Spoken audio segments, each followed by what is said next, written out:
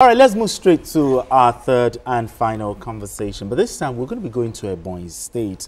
You know, we heard of a report that the Ebonyi State government has dismissed the report that Governor Francis Nwifuru has ordered the arrest of 5 commissioners over delay in delivery and breach of contracts.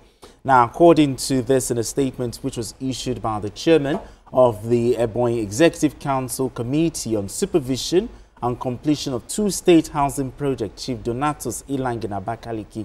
Now, the projects are the 140 housing units for the Izzo and Amaze communities which were displaced by the Ezilo and Ezza Ezilo communal crisis in Ishielu Local Government Area. Now, Ilang, who is also Commissioner for Border Peace and Conflict Resolution, described the report as false and unfounded.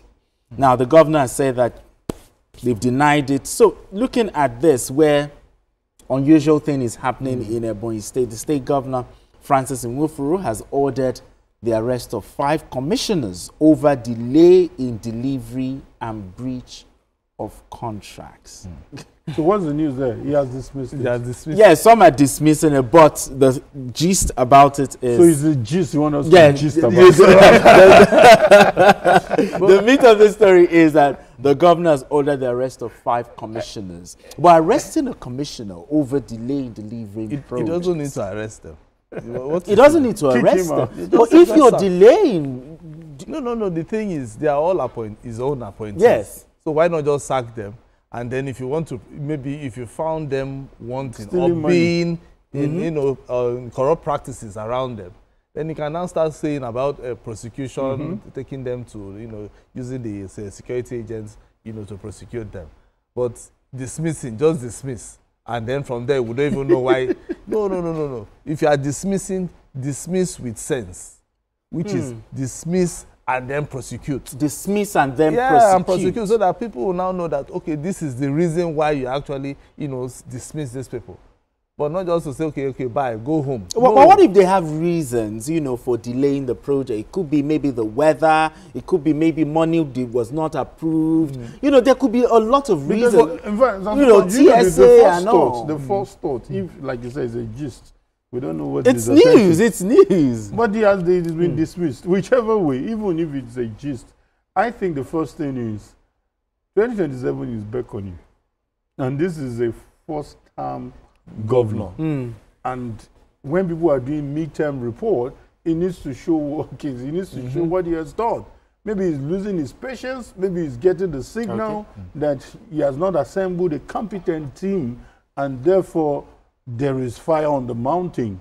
So, but arrest is no. But the state government has come out to deny. They said that no, they did not call for the arrest of these persons. Yeah. Exactly. So but the point is, when you delay in delivering your projects, I think a riot act should be read out to you, or even outright dismissal. Because some can be delaying it for political reasons, and they could also have genuine reasons as well. Who, the contractors? The commissioners, the contract, they could have genuine reasons. And so the thing is, just like Kayode said, yes. Don't forget the former governor was more or less like Mr. Project. That's true. Okay, yes. Who is the Minister for Works? Yes. The Minister of Works right so now. The standard has been set. Yes, that is the standard. If somebody has put excellence as his own standard, and then somebody is coming because he knows that you can also meet up to that standard or beyond, he doesn't want anything that will spoil that his name. So perhaps that is why he's sacking, these guys. And also for the contractors, there is no reason why if for instance a contractor was given a particular percentage for him to start a job, and that money is not enough, he can start talking. Because if you just say, okay, then Mr. Contractor, we don't want your services anymore. It's not about we don't. What of the other part? Because there are some other expenses the contractor would have incurred. So it means the governor has to pay them. You understand? It's not just about dismissing or prosecuting. I remember when the River State, the former governor of River State, Nyesom Wike, he used to say something that, hey, Mr. Contractor, when I was giving you this money, you didn't say it was raining. No, I'm giving you this money now, and I need this thing done. That's how to monitor projects. That's the way Zulu there's does a time frame for it. Since the governors who are performing well, there's a way they do it. They monitor those projects. Fashola back in the days would come in the night and begin to supervise. Check everything. He was looking at, they don't just tell him we have reached 50%. He's coming to check the 50%.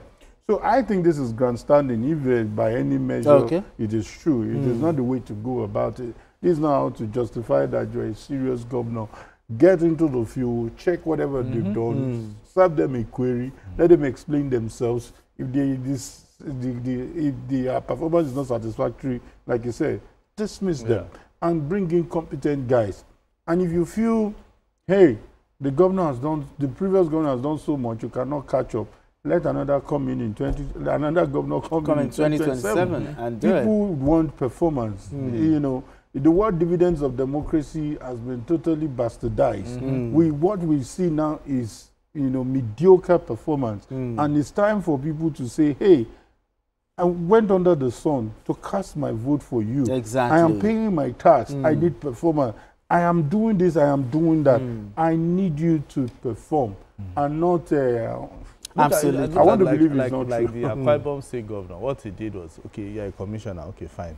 He now created like a monitoring project committee. Monitoring project committee. So if, for instance, you are a commissioner, you can be doing your work. But once you say, oh, I'm going to build XYZ school, there's another committee that will still go and check. If like an oversight, just to check, okay, are you doing what this you said? And is it up to standard? Exactly. So is it up to standard? So it's not just about... We should have been the job of these lawmakers, doing the oversight you understand? So, but that committee is for make sure that, okay, this is the money that is going to use for this project. Absolutely. But this committee will now look at it, check if it's true that they have done this project or not, because it doesn't want a situation whereby it will promise, it will go there, flag off a particular project. After 1 year, nothing is done. Nothing to show for it. Because somebody has to check, because the governor will be looking at other things. Okay. But that committee will now be the one to say, Mr. Governor, that project that you flagged off, they've not started. Yes. This is the reason. And then the contractor has absconded with our money. Absolutely. Or the contractor is complaining about XYZ thing, something like that. So the governor has to the Ebonyi State governor, he has to find a way, because it seems to be very, very quiet. It seems to be very... He can even choose to be quiet, but his work has to be loud. Yeah, exactly. It has to be loud. Now, gentlemen, talking about projects, talking about road projects and all, here in Lagos, the Independence Bridge. Yes, I heard that work is actually going on right now, but the traffic situation. I spent, I think, 2 hours coming to work today, and some of my colleagues actually spent 3 hours. Some even had to turn back because of the traffic situation. Your thoughts Don't on worry, this? We have a mattress for you to sleep on a very serious note, I don't want to be insensitive. Yes. I've been working on the island for quite some years now. Okay. So some bad things are already part of us. We just overlook such things, and we feel suffering should be normal. It shouldn't be.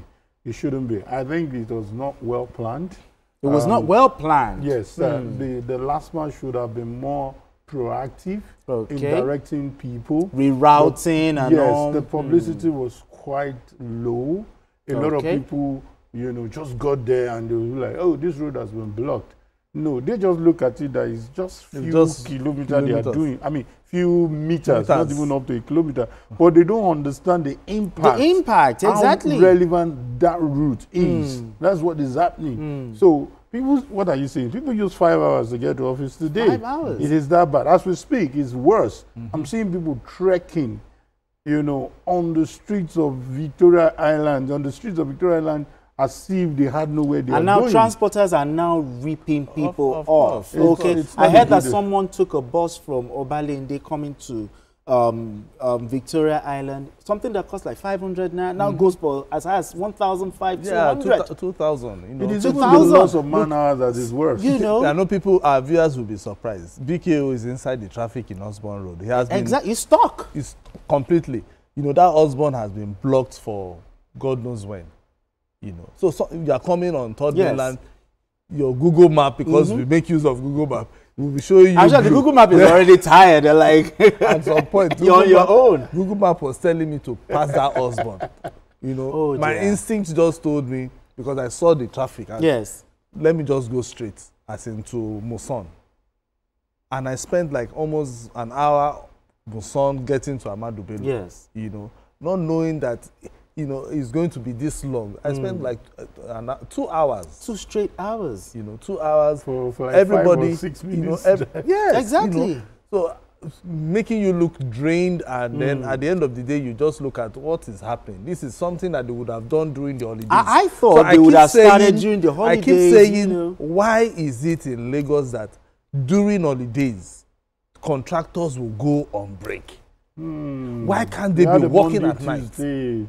That Monday, Tuesday, there was light traffic everywhere. They would have started the work, all this work. And so you prepare people's mind. People would have gone and said, I went to VIO, they started work there. So people will know that, okay, maybe I would, you know, go with you with your car or something. But because everybody, you know, this is the first day after the like exactly after the break. So this is just like Monday. Everybody is on the road. Everybody. So some people will get to work late. Some people, just like you said, have even gone back home to go and exactly.